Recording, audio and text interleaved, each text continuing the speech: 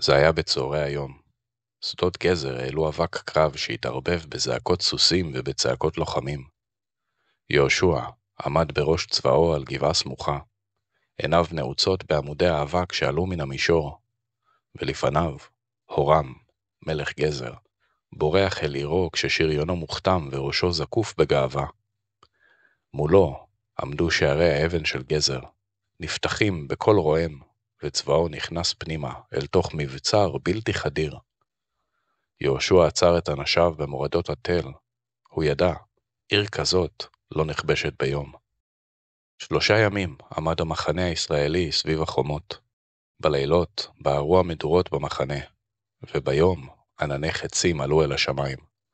יהושע שלח חיילי ניגוח אל השערים, אך חומות גזר עמדו יציבות. הורם הביט מלמעלה, ראה את לוחמיו משליכים שמן בוער מן החומה, והאש החזירה אחורה את הלוחמים של יהושע. צעקות עלו מהשדה, והורם חייך חיוך דק. במקום להשיב אש באש, הוא הורה לתקוע בחצוצרות, קול של ניצחון, שחדר אל לב מחנה יהושע כמו לעג קדום. באותו הלילה, אוהל הפיקוד היה שקט. לפידים רעדו מעל מפות הקלף. יהושע עמד מול אנשיו, עייף, אבל עיניו בוערות. חומות כאלה לא נופלות מבחוץ, הוא אמר, צריך לפורר אותם מבפנים. הוא הביט באחד מאנשיו, גבר צעיר, חד עיניים, אלירז המרגל. תיכנס לעיר כסוחר תבלינים, הוא אמר. תראה, תשמע ותמצא דרך לפתוח לנו את השער. אלירז קד קידה. יהושע הניח יד על כתפו ואמר, בעזרתך נדע מה מסתתר בלב האבן של גזר. במרומי החומה, הורם הביט בלפידים המרצדים מלמטה. הוא ידע, יהושע לא יוותר. השערים נפתחו לשיירות סוחרים שעשתה את דרכה פנימה. חמורים עמוסי שקי תבלינים, ריח קינמון ולבונה באוויר. בתוך השיירה פסע אלירז, עוטה גלימה דהויה, סודות טמון בעיניו הדרוכות. הוא חצה את רחובות האבן השוקקים, בין קולות הסוחרים וצחוק הילדים. הוא שכר לעצמו חדר באכסניית לילה, ממש באמצע העיר, ובכל ערב רשם לעצמו בזיכרון את מבנה החומות, השערים, המשמר, ובליבו החל להיוולד דבר אחר, סקרנות לעיר עצמה, לאויב, לאנשים שבתוכה. בארמון ישב הורם עם יועציו. הוא שמע על סוחר חדש שהגיע. הוא שקט מדי, אמר היועץ. הורם חייך, מבין היטב את הסכנה. אז נבדוק אם ליבו באמת של סוחר, הוא אמר. הוא קרא לזמה, אחת מנשות החצר. יפה, נבונה, ובעיקר יודעת לקרוא לב של גבר. לכי אליו, הוא אמר לה, ותראי אם הוא מוכר תבלינים או מסתיר סודות.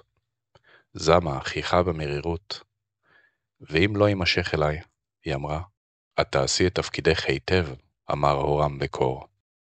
בלילה ירדה זמה אל האכסניה. אור נרות חמים, ריח יין ועמולת שיכורים. אלירז הרים את מבטו, והיא נכנסה. עיניהם נפגשו, שניהם ידעו לשקר, אבל באותו מבט ראשון, שניהם שכחו איך. באותו ערב היא ישבה מולו, שאלה שאלות על סחורות, על מסעות, על מדבריות, והוא ענה באמת, לא כמרגל, אלא כאדם. שניהם שתו, צחקו ונהנו אחד מהשנייה. המלחמה נראתה להם כבר רחוקה מאוד. הימים עברו והם נפגשו שוב ושוב. בהתחלה זה היה משחק של זהירות, אבל מהר מאוד היא הפסיקה לשחק. זמה גילתה בו רוך שלא הכירה, ואלירז מצא בשלווה שלא חש מאז יצא מיריחו.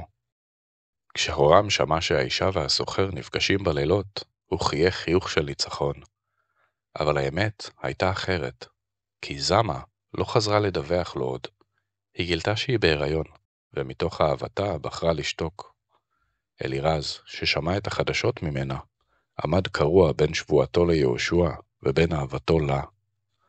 בלילה אחד, כשיהושע שלח מסר שיפתח את שערי גזר מבפנים, אלירז לא הופיע. הוא נשאר יחד איתה.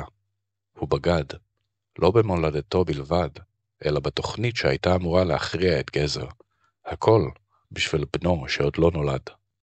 יהושע, ששמע על כך דרך שבוי, לא צעק, רק שתק.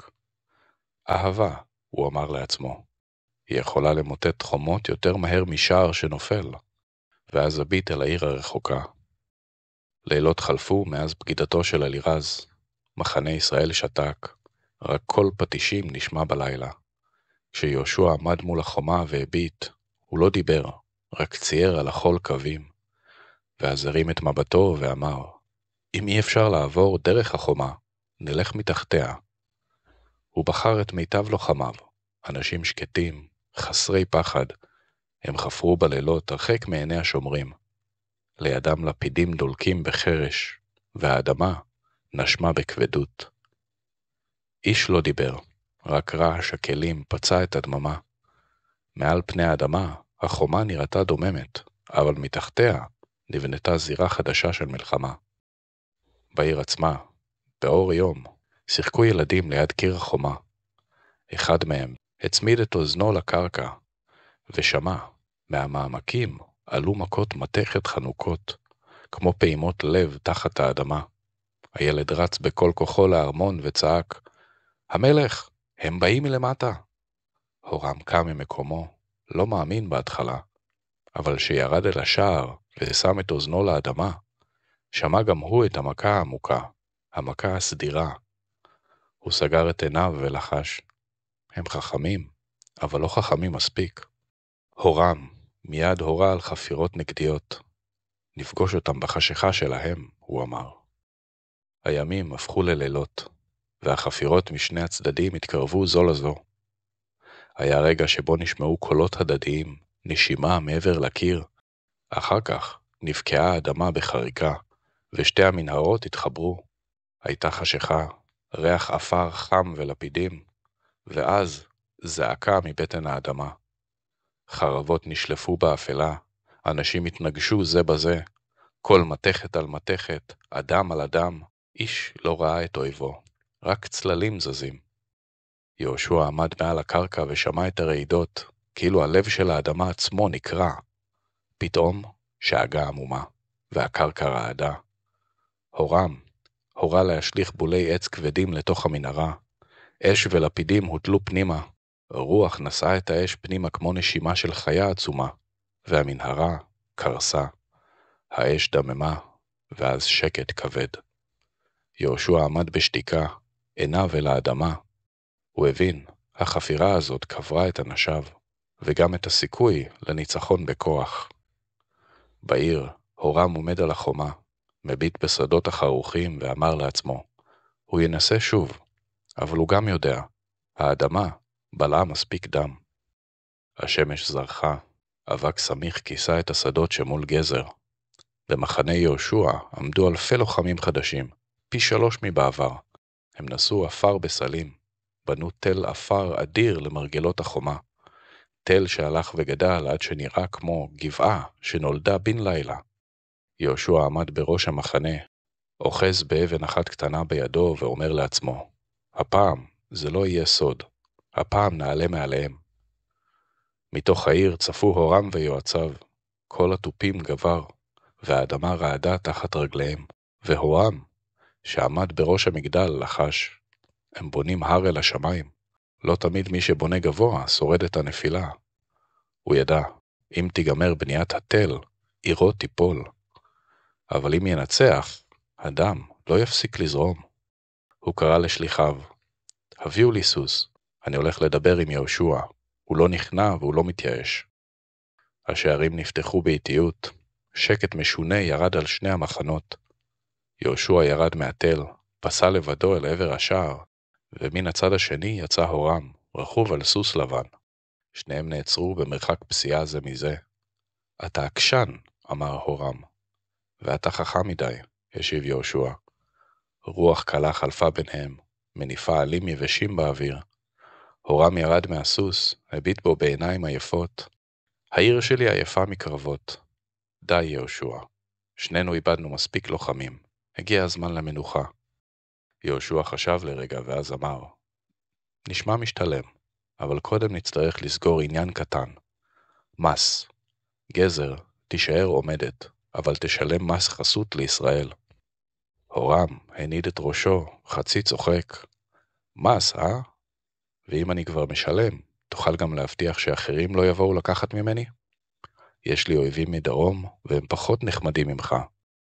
יהושע בחיוך קל ענה לו, אז אתה רוצה גם הגנה וגם הנחה. אתה טוב במשא ומתן, הורם.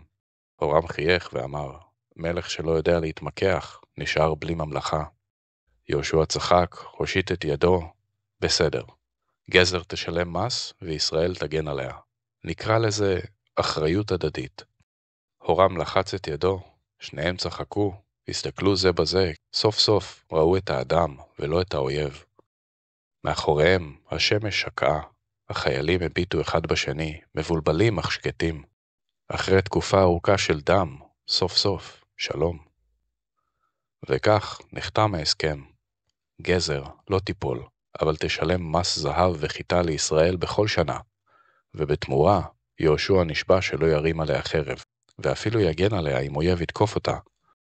השמש שקעה על העיר, והצללים הארוכים נפלו על שני המחנות שנראו לפתע דומים. בני ישראל התפזרו, ואנשי גזר סגרו את שעריהם, לא מפחד, אלא במנוחה. אבל הזמן, כדרכו, המשיך. מאות שנים אחר כך, בא פרעה של זמנו ממצרים, כבש את גזר ושרף אותה באש. אך במקום להרוס אותה כליל, הוא נתן אותה במתנה לביתו, אשת שלמה המלך. ומאז ועד היום, אותה הגבעה שעליה נלחמו, היא אותה הגבעה שעליה ניצב היישוב כרמי יוסף, המקום שבו גדלתי. במושב הזה, אף אחד לא מדמיין שמתחתיהם שוכנת היסטוריה של עיר שלא נכנעה. לפעמים, חוכמתו של מנהיג נמדדת לא בכמה חומות הוא הפיל, אלא בכמה חומות הוא בחר להשאיר עומדות. כי מי שמכיר את ערך החיים, יודע שלעיתים, השלום הוא הניצחון הגדול מכולם. בני ישראל ימשיכו להילחם וליישב ערים נוספות, אבל זה כבר סיפור ליום אחר.